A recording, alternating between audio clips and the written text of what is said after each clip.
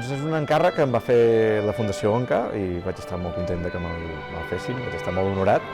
I tracta d'una llegenda, és una llegenda d'Angolasters, és una de les bruixes d'Angolasters, i és una aquelarre que es feia en aquell temps, però tampoc vull desvetllar massa de què va, però és una llegenda molt, molt bonica i que la vaig agafar d'un recull de llegendes.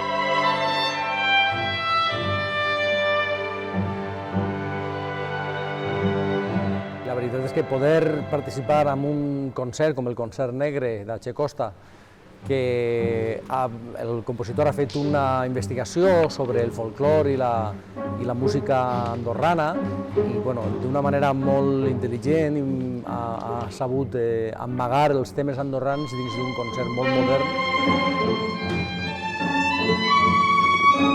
El concert es diu Concert Negre perquè no volia transmetre la imatge bucòlica de l'Andorra, de les muntanyetes i la neu, sinó de la duresa que ha suposat viure en la muntanya.